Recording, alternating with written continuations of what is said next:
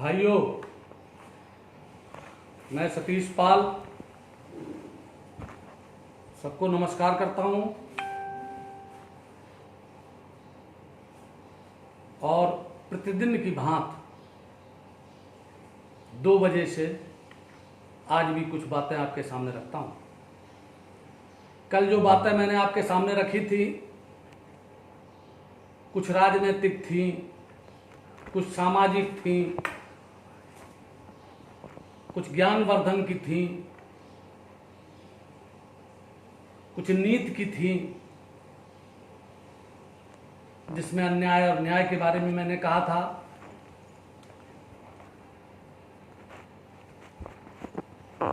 कि न्याय क्या है, न्याय क्या है, उसका हम लोगों को चिंतन करना चाहिए, निश्चित करना चाहिए। और उस पर मैं तिरवा की रैली और महादेव जानकर का उसमें आना, उनसे मेरी मांग करना, जो उसमें प्रस्ताव पारित हुए थे उस रैली में, अति पिछड़ा, अति गरीब एवं गरीब सवर्ण समाज रैली, जिसमें मैंने मांग की थी कि एक जो हमारा अहिल्याबाई होलकर के नाम पर हमने राजनाथ सिंह मुख्यमंत्री थे, उस समय एक विधुना में मैंने पाल समाज रैली कराई थी 8 जून 2001 को। उसका मैंने एक दिन राजाज्ञा भी आपको दिखाई थी, फिर दिखाऊंगा। तो वहां पर हमने एक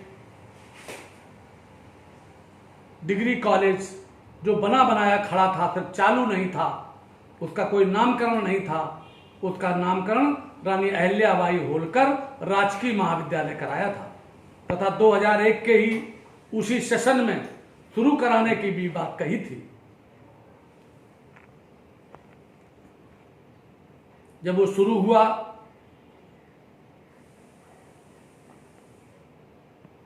डिग्री कॉलेज, तो आसपास के जितने प्राइवेट डिग्री कॉलेज थे और बड़े बड़े लोगों के थे, बड़े बड़े जनप्रतिनिधियों के थे। तो कोई विधानसभा अध्यक्ष रहा, नेता विरोधी दल रहा, कोई विधायक रहा। तो आप जानते हो कि आज सरकारी स्कूलों की क्या स्थिति है। लेकिन एक प्रिंसिपल साहब थे मेरठ के, जाट समाज के थे, उन्होंने अकेले रह करके और उस विद्यालय को चलाया, डिग्री कॉलेज को चलाया, रानी अहिल्याबाई होलकर का नाम रोशन किया। और एक समय तो ऐसा आया कि वो विद्यालय पूरे औरैया जनपद में टॉप पर था, सबसे नंबर 1 का विद्यालय था। तो मेरा ये मानना था और आज भी है कि मुद्दई लाख बुरा चाहे तो क्या बुरा होता है, होता वही है जो मंजूर खुदा होता है। दोस्तों, रानी अहिल्याबाई होलकर ने इतने पुण्य किए हैं, इतना परित किया है कि लाख लोग दबाएं उनको, उनके नाम को।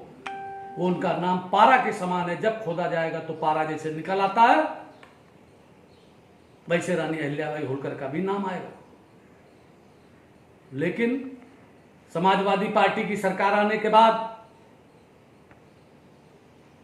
2012 से 2017 तक जिस तरीके से अखिलेश यादव जी ने उसका नाम बदल दिया और लड़ाने का प्रयास किया, मैं वो नाम नहीं बताना चाहता जो नाम उन्होंने रख दिया, लेकिन जो उन्होंने नाम रखा वही नाम वहां पर एक दूसरे डिग्री कॉलेज का नाम भी है, वही नाम सेम है, लेकिन वो लड़ाना चाहते हैं। कोई बात नहीं तो मैंने उस रैली में, तिरवा की रैली में, ये प्रस्ताव पारित किया था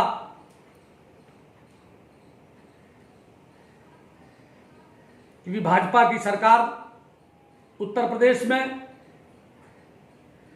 और वो भाजपा की सरकार देवेंद्र फडणवीस के उसमें वो अलायंस में मिनिस्टर थे। तो मैंने कहा था कि इसको कराना है। कल जब आपके बीच हम बोले थे कुछ राष्ट्रीय पक्ष को लेकर के, राष्ट्रीय समाज पार्टी को लेकर के, तो सुशील जी का जो नाम हमने लिया था, उनका फोन कल शाम को आया था, मेरी बात हुई। तो मैंने कहा कि जो भी काम आपने किए हो उनका मैंने आपको डाले हैं, मैंने कहा मैं ढूंढता हूं लेकिन लड़ाई के लिए तो अस्त्र चाहिए। उनका मैं आपको उस पर डाल दूंगा। उनका था कि पार्टी के मामले में हमारा कुछ वो है कि राष्ट्रीय समाज पार्टी के नाम से कोई दूसरी पार्टी नहीं है। यह है कि राष्ट्रीय समाज पार्टी आपको मिल नहीं सकती, इसलिए कि राष्ट्रीय socialist party, national socialist party है कोई, तो कुछ रहा होगा। मैं दोस्तों ये अनुरोध करना चाहता हूं, पूरे देश के लोगों से अनुरोध करना चाहता हूं, अच्छे लोगों से अनुरोध करना चाहता हूं कि जितने अच्छे लोगों, जिनके समाज सेवा, जिनका उद्देश्य हो, जिनके सिद्धांत अच्छे हों, उन्हें सबको आपस में लड़ना नहीं चाहिए। उनको संगठित होकर के गरीबों के लिए, किसानों के लिए, मजदूरों के लिए, महिलाओं के लिए, दलितों के लिए, और गरीब किसी भी समाज का गरीब हो, सबके लिए संगठित होकर के एक ताकत खड़ी करनी चाहिए। क्योंकि यहां राजतंत्र नहीं है भारत में लोकतंत्र है, और लोकतंत्र जनता के द्वारा, जनता के लिए, जनता के हित में चुने गए जनप्रतिनिधियों द्वारा बनाई गई सरकार, प्रधानमंत्री, राष्ट्रपति, उनके द्वारा नियुक्त मंत्री, फिर नीचे तक, पंचायत स्तर तक, विधान परिषद, राज्यसभा इत्यादि, वो सब मिलकर के करते हैं। तो मैं दोस्तों ये चाहता हूं कि एक वोट की बहुत बड़ी कीमत होती है। एक वोट से एक बार लोकसभा 1998 में गिरी, इसी तरीके से एक वोट से जाने कितने प्रधानी के चुनाव हारते हैं, जाने कितने एमएलए हारे हैं, जाने कितने एमपी हारे हैं। वोट की इतनी कीमत होती है। मैंने वहां पर जितना भी प्रस्ताव पारित किए थे, जिसको आपको कल दिखाया भी था, और आज मैं चाहूंगा कि आपके ऊपर प्रस्ताव वो डाल दिए जाएं। जो हमारी टीम है, मानवेंद्र प्रताप से, सौरभ से, दिनकर प्रताप से, मैं कहूंगा कि वो डालें। क्योंकि मैंने उस समय यह मांग की थी कि छुट्टा जानवरों को हर ग्राम पंचायत को सौंप करके और उनके वो बनवाए जाएं, जिससे मनरेगा से उनको पैसा दिया जाए। और वही बात आखिरी में हुई थी। मैंने एक और उसमें प्रस्ताव पारित किया था कि नशाबंदी की जाए, शराब बंद की जाए। आज दोस्तों आप शराब के मामले में देख रहे हैं, लेकिन मैंने आज सोचा था कि राजनीतिक उस पर न बोल करके आज मैं आतंकवाद पर बोलूंगा और शराब के मामले में बोलूंगा कि शराब इतनी खराब है, ये नशा इतना खराब है कि नशा से आग डंडा निकाल दो और नाम लगा दो। नशा से, सा से आग डंडा निकाल के नाम लगा दो, नाश हो जाता है। सिर्फ डंडा का फर्क है। जब आप नशा नहीं करते हैं तो नशा रहता है, जैसे ही नशा करते हैं, कोई चीज खरीदते हैं, तो वैसे ही आग का डंडा लग जाता है और आपका नाश हो जाता है। दोस्तों आपको बताएं हम कि अफीम, चरस, गांजा, इन तीनों की बिक्री पर पूरे देश भर में रोक है। शराब, देसी और अंग्रेजी, कितना मैं क्या कहूं, इंग्लिश शराब कही जाती है, बनती भारत में है। अंग्रेजी शराब पीने का, अंग्रेजी पीते हैं। और चरस, गांजा, अफीम मिलती नहीं है। इस पे एनडीपीएस एक्ट बना है, लेकिन धड़ल्ले से खूब बिकती है। जने कितने पी करके और बर्बाद हो गए, पी रहे, रोज बर्बाद होते हैं। एक दिन हमारे यहां बैठा एक लड़का बता रहा था कि कानपुर में जने कितना नौजवान लड़का सब गांजा पीता है। तो ये देश कहां जा रहा है? दोस्तों, आतंकवाद की जो बात मैंने कही, सर्वप्रथम तो मैं परसों जो लोग शहीद हुए थे हंदवाड़ा में, जम्मू कश्मीर में, बड़े बड़े अधिकारी, कर्नल, 5 परसों हमारे लोग शहीद हुए थे, मिलिट्री के लोग, बड़े अधिकारी शहीद, और कल सीआरपीएफ के 3 लोग शहीद हुए हैं। और आतंकवादियों द्वारा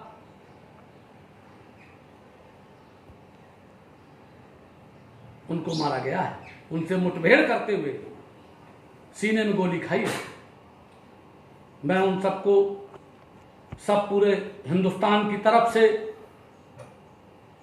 हिंदुस्तान के अच्छे लोगों की तरफ से उनको श्रद्धांजलि देता हूं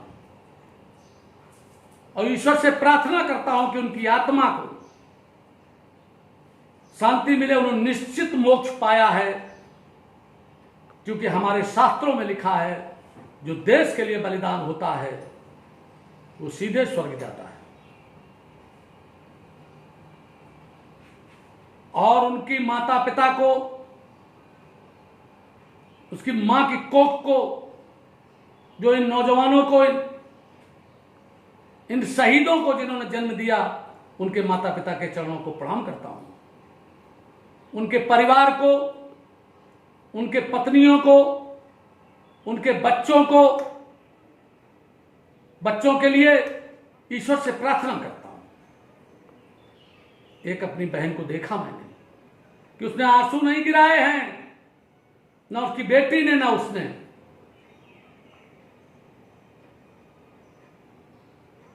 इसको कहते हैं वीरता। वो लोग शहीद हुए, और किन लोगों के द्वारा हुए? जो भारत में आकर के, हमारी सरहद के अंदर आकर के, छद्मवेश में आतंकवादी नाम है, जिनको पाकिस्तान से, पाकिस्तान के अंदर जिनको प्रशिक्षण मिलता है, उनको प्रशिक्षण कौन देता है? मैं इस विषय में आपके सामने, आपके बीच में कुछ प्रकाश डालना चाहता हूं, आपको बताना चाहता हूं कि कौन कराता है, क्यों कराता है, इसके पीछे कारण क्या है। दोस्तों, पाकिस्तान की जो हुकूमत है, पाकिस्तान में सबसे ज्यादा ताकत वहां की मिलिट्री के हाथ में है। वहां मिलिट्री के एक अधिकारी को, वहां मिलिट्री का कोई भी अधिकारी और वहां की जो खुफिया एजेंसी है और वहां का जो आर्मी चीफ है, वो जिस समय चाहे उस समय प्रधानमंत्री को अपदस्थ कर सकता है, जेल में डाल सकता है, कब्जा कर सकता है। और ऐसा हुआ है। अयूब खान, जियाउल हक और वहां के प्रधानमंत्रियों को फांसी पर चढ़ाया गया। भुट्टो जी को, बेनजीर की हत्या कराई गई। वो ऐसा देश है, तो वहां पर सेना को न लड़ना पड़े, सेना भारत को में अस्थिरता पैदा करने के लिए आतंकवादियों को की भर्ती करती है। बेरोजगार नौजवानों को कुछ पैसा देकर, धर्म की घुट्टी पिला के, कुरान शरीफ का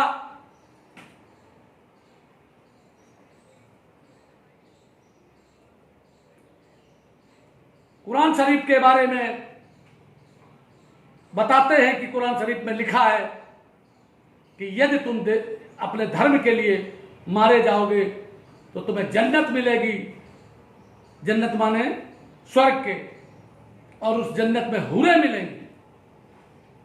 हूरें माने सुंदरियां, और जिंदा रहोगे तो देश पर कब्जा करोगे। और भी बातें बहुत कहते हैं। भारत में बहुत मुसलमानों को सताया जाता है,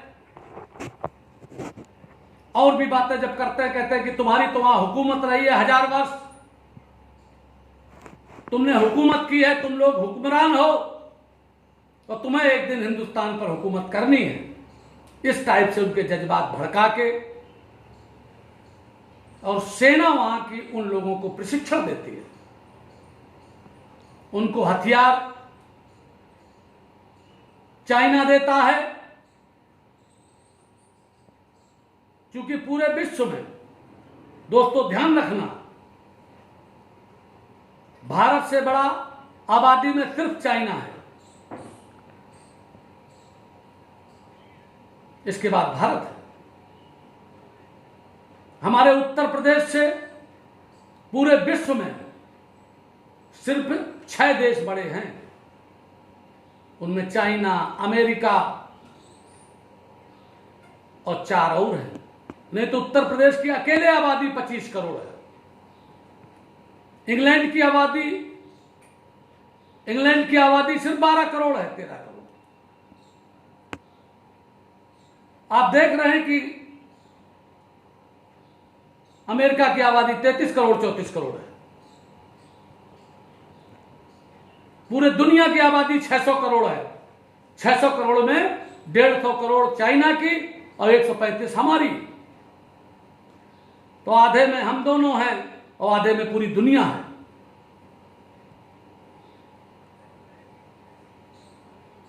लेकिन आज जो चीजें आ रही हैं, वो नशा के बारे में बोलूंगा कि चाइना से नशा का बहुत बड़ा संबंध है। पहले हमारे आप जैसी दशा चाइना की भी थी। चाइना में लोग नशा करते थे, बहुत कुछ नहीं करते थे, एक दिन उनको संभलना पड़ा। आज हम लोग नशे के इतने ज्यादा गिरफ्त में हैं कि मैं इसके बारे में व्यक्तिगत रूप से बड़ा चिंतन करता हूं, हिसाब लगाता हूं। और मैंने कुछ लिखे हैं, कुछ लेख लिखे हैं। एक किताब लिख रहा हूं, गांव के गरीबी का राज। उसमें सबसे बड़ा हाथ अगर किसी चीज का है तो वो नशा का है। नशा, जुआ और झगड़ा। अगर किसी से दुश्मनी हो तो आप उसे जान से मत मारिए, आप उसके घर में नशा, जुआ और झगड़ा घुसेड़ दीजिए, उस समाज में घुसेड़ दीजिए, उस देश में घुसेड़ दीजिए। उसी तरीके से हमारे देश में ये आतंकवाद और ये नशा दोनों घुसेड़े गए हैं। वही आतंकवादी एक बड़े बड़े पाइप, जितना अपने यहां बोरिंग का पाइप लगता है, पाकिस्तान के सरहद में, क्योंकि पंजाब से भी सरहद लगती है, कश्मीर से लगती है, जहां जहां से लगती है, तो वहां बड़े बड़े पाइप दूर से ला करके डाले जाते हैं और उधर से नशा, स्मैक और हीरोइन और कोकीन, उसको उधर से भर दिया जाता है और तेज कोई हवा वाला पंप लगा के तो उसको कर देते हैं, भारत में गिरता है आके। इसी पर एक उड़ता पंजाब पिक्चर बनी थी। तो दोस्तों, जैसे मैं ये बोल रहा था, ये दोनों विषय जिन पर मैं, हो सकता है कि और भी दिन मुझे बोलना पड़े। मैं आपको बताना चाहता हूं कि आतंकवाद की जो फैक्ट्री जो पाकिस्तान में लगी है, तो वहां पर मिलिट्री को लड़ना नहीं पड़ता, वो लड़ने नहीं आते, वो वहां से इन आतंकवादियों को उनके नेता बनाए हैं। हाफिज सईद और तमाम ग्रुप हैं जिनके आतंकवादी गुटों के नाम हैं। वे मुसलमानों के उस पर और इस्लाम के नाम पर दुनिया से चंदा मांगते हैं। आपको मालूम ही है कि कहां से कहां क्या, कौन कौन, अफगानिस्तान में कौन वो कर रहा है।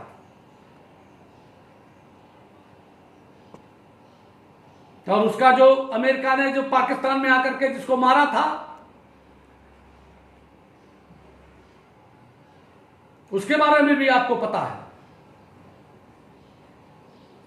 तो वो ला करके यहां, लेकिन चिंतन का विषय, चिंता का विषय ये है और चिंतन का विषय ये है कि लोग अपनी जान देने के लिए आते हैं। तो आखिर क्यों आते हैं, कैसे आते हैं, कारण क्या है? तो कारण है धर्म, भारत पर कब्जा करना। जब मुंबई का कांड हुआ, आतंकवादी हमला हुआ, तो आपको मालूम है कि कितने लोग, कसाव जो जिंदा पकड़ा गया, जिसने सारी पोलें खोली, पाकिस्तान को फिर भी शर्म नहीं आई और समुद्र का सीना चीरते हुए एक नाव से आए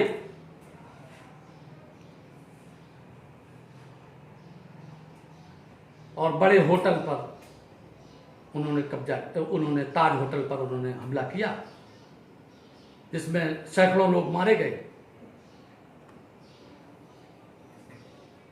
तो दोस्तों, हम लोगों को जानना पड़ेगा, समझना पड़ेगा कि हमारी अगर ये बाउंड्री पर अगर हमारे मिलिट्री न लगी हो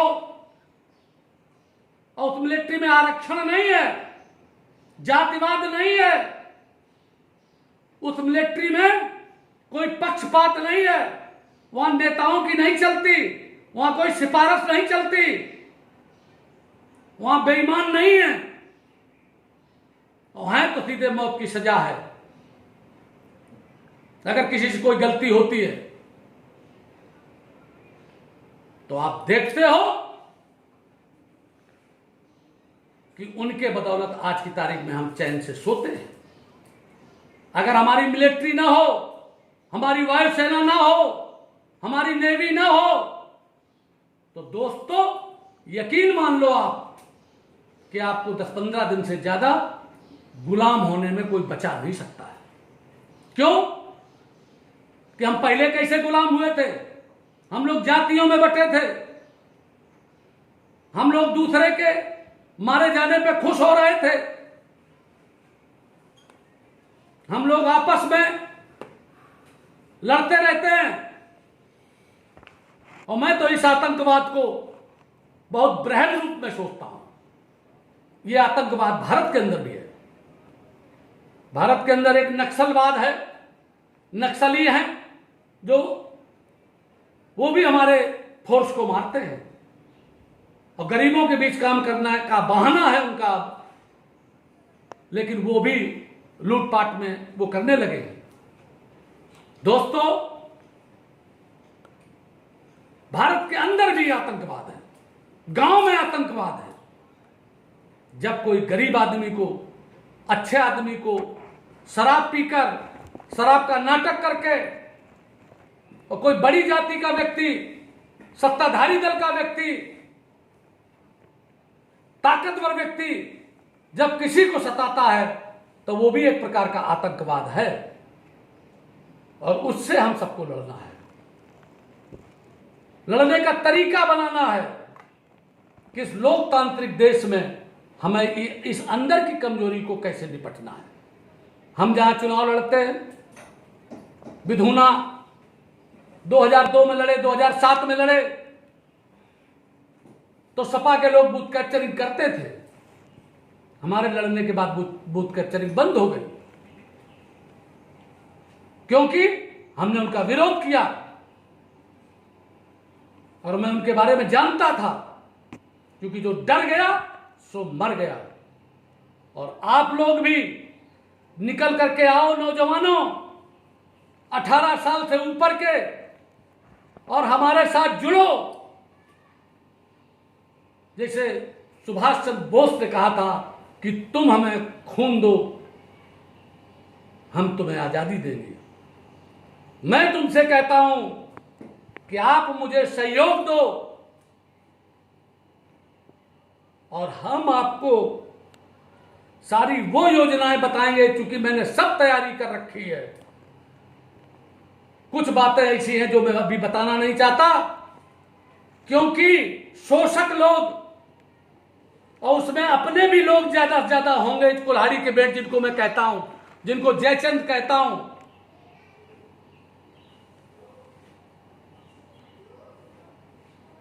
जिनको धोखेबाज कहता हूं, वो भी 1.5 पांव से खड़े हैं, माने बगुला की उसके हिसाब से।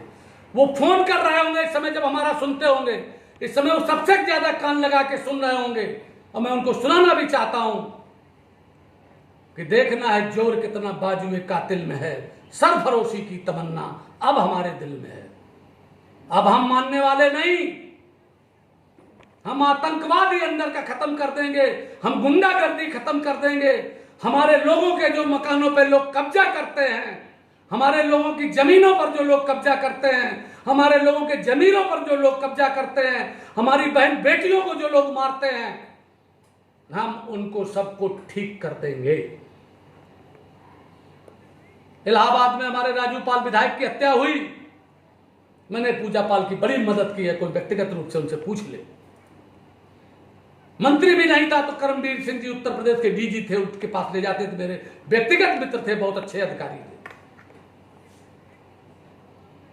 अपने लोगों से लगाव रखते थे। सुंदर सिंह बघेल की बड़ी तारीफ किया करते थे, एसपी मैनपुरी रहे थे, वो इस समाज के बारे में पूरी तरीके जानते थे। वो आईजी कानपुर थे, इसके बाद वहां चले गए, डीजी हुए, और उन्हीं के सामने मैं मंत्री भी बना। एक लड़का नीरज पाल कानपुर में है, उसके भाई की हत्या हो गई थी आज के 10-20 साल पहले, मैं वहां गया था गडरियन पुरवा में। इसके बाद वो नीरज पाल की जिस तरीके से भी तमाम बातें रही, उनके पिता को गलत फंसाया जा रहा था, तो मैंने इंस्पेक्टर को फोन किया, तो हमने कहा किसकी सिफारिश, किससे बात करा दें आपकी, आईजी से, डीआईजी से या डीजीपी से? तो बोले डीजीपी से करा दो। मैं नीरज पाल को लेकर के गया और डीजीपी साहब को बताया इसे इसे फर्जी बंद कर दिया गया, जेल भेज दिया गया है। हमने कहा आप इसको बुला करके इंस्पेक्टर को इसका पूरा देख लीजिए, अगर सही हो तो जेल जाए, नहीं तो जेल में रहे, नहीं तो जेल से आपके उत्ते छूटे, जमानत न करानी पड़े। दोस्तों, मैं डीजी करमवीर का अपने इस आज उसके माध्यम से उनको आभार व्यक्त करता हूं कि उन्होंने इंस्पेक्टर से कहा, और एक वकील लोग भी हमारे अगर सुन रहे होंगे, तो 69 होता है, 69 सीआरपीसी और आईपीसी, तो सीआरपीसी में 69 है धारा, उसके तहत सीधे सीधे उस पर 69 हुई और सीधे जेल ले जाकर के और छुड़ा करके लाया। उसी में नीरज पाल को फिर विरोधियों ने 11 किलो चरस में बंद करा दिया कानपुर के अंदर। एक उदय प्रताप यादव था, यशो आपके काकादेव में, हमारे कानपुर के लोगों ने, जाबाज लोगों ने, जेपी पाल ने, एक पप्पू पाल सभासद है, वो लोग, संदीप पाल और तमाम लड़कों ने और तमाम लोगों ने, महिलाओं ने वहां पर लगा, आज जाकर के सपा की गवर्नमेंट थी, घेर लिया, लेकिन उसका चालान किया गया। लेकिन चालान होने के बाद उस पर जांच पे हम लोग लगे और तमाम अधिकारियों ने भी सपोर्ट किया। उसकी जांच में यह हुआ कि इसकी गिरफ्तारी संदिग्ध है और उसकी दूसरी जगह उसकी लोकेशन थी और उसकी जमानत हो गई, और वो अधिकारी आज की तारीख में जेल में है, वो यशो जेल में है। ऐसे बहुत से कार्य हैं नीरज पाल के अलावा भी। मैं बोलूंगा आप लोगों के बीच में, दोस्तों, अभी शराब पे बात करना रह गया है, क्योंकि हमारे लोगों का ये कहना है कि आप आधा घंटा से ज्यादा बोला न करो, 15-20 मिनट से ज्यादा, और मेरा अपना रहता फ्लो कि मैं बोलता रहूं। लेकिन दोस्तों, मेरे एक हाथ जोड़ से आपके हाथ जोड़ करके निवेदन है कि जो 1.5 पांव पर खड़े हैं, कभी किसी को अगर धोखा हुआ है तो अपनों से हुआ है, गैरों से कभी नहीं हुआ है। जब कभी गैर आएगा तो घुसेगा तो तुम्हारे अंदर से। कोरोना वायरस में अगर आपके अंदर घुसेगा तो आपके हाथ और मुंह से ही घुसेगा। इसलिए इसको भी हाथ को धोइए, मुंह को बंद रखिए, और ये जितने कोरोना वायरस हैं जो आपके समाज को जिन्होंने पीछे कर दिया है, उन पर भी नजर रखिए। अपने पराये को पहचानिए, धोखे में मत रहिए, और नशे को दूर करना है। नशे पर मैं कल बोलूंगा और बहुत सी बातें बताऊंगा, क्योंकि मैंने भी नशा किया है, मैंने भी शराब पी है, वो मैं आप सबको बताऊंगा कैसे मैंने छोड़ा, कैसे गुटखा छोड़ा, कैसे क्या छोड़ा, और कैसे कैसे क्या क्या किया, और आपको कैसे करना है। इसलिए मुझे अपने सारे समाज को, मेरा परिवार भी इसी पर बहुत नुकसान उठाया, मेरे पूर्वजों ने नुकसान उठाया। वो शराब का व्यापार करते थे जिससे वो नष्ट हुए। मेरे पिताजी के बाबा स्वर्गीय गयादीन और कन्हई दोनों शराब का, और उनके बहुत अच्छे, बहुत पैसे वाले लोग, बड़े आदमी थे, और उनको अहंकार भी था कि हमारे पंक्ति भी बैठ करके खाएंगे, पंक्ति में हम आते हैं। लेकिन उन्हीं के सामने उनका जवान बेटा मरा और उन्हीं के सामने सब नष्ट हो गया। तो दोस्तों, अनित पूर्वक कमाई गई संपत्ति, अनित पूर्वक पाई गई सफलता, कभी भी इसकी तारीफ नहीं होनी चाहिए, और ये अपने आप नष्ट हो जाती है, जैसे बड़े बड़े लोगों की नष्ट हो गई है। मैंने कहा, तमाम जितने लोगों ने अनित पूर्वक, चाहे वो मिनिस्टर बने हों, चाहे वो मुख्यमंत्री बने हों, चाहे प्रधानमंत्री बने हों, लेकिन मरते वक्त उन्होंने यश नहीं पाया। कहीं न कहीं कोई इनके पर दाग लगा है। इसलिए कोई दाग मत रहने दो। चंद्रगुप्त मौर्य की तरीके से, अशोक की तरीके से, अहिल्याबाई होलकर की तरीके से, और उन तमाम राजाओं के तरीके थे जो चाहे विभिन्न धर्मों में, विभिन्न जातियों में हुए हों। अकबर द ग्रेट कहा गया, यहाँ अशोका द ग्रेट के बाद अकबर द ग्रेट कहा गया। अकबर को महान कहा गया, इसलिए कि उसने अच्छी तरीके से शासन किया। यही बात कहते हुए आपसे ये निवेदन करते हुए कि अपनी मेहनत बेकार ना जाए, रोज की योजना बनाओ, सुबह से उठने से लेकर के शाम को सोने तक की, और शाम को सोच लो कि कल दिन भर क्या करना है, और हिसाब किताब जीवन का भी लगाओ। और सफलता पानी है पंचायत के चुनाव के पहले ही, और लॉकडाउन के बाद, और बरसात भर हम लोग पूरा करेंगे। अक्टूबर के महीने में बहुत बड़ा तमाम चीजों को करेंगे, जो अब इस समय इसलिए नहीं कर रहा हूं कि गोस्वामी तुलसीदास जी ने एक चौपाई लिखी है कि जोग जुगित तप मंत्र प्रभाऊ, फलई जबई जब करो दुराऊ। इसलिए हम अपनी योजना का खुलासा नहीं कर रहे हैं। समझने वाले समझ गए, जो ना समझे सो अनारी हैं। और जितने विरोधी हैं उनको भी कहता हूं, लगा लो जुर्रत, लगा लो ताकत तुम भी, लेकिन तुम इन लोगों को पीछे अब नहीं रख पाओगे, क्योंकि जब कोई जाग जाता है और जब चल देता है तो अपने लक्ष्य पर पहुंचता है। यही बात कहते हुए अपनी वाणी को विराम देता हूं। जय हिंद, जय भारत, धन्यवाद।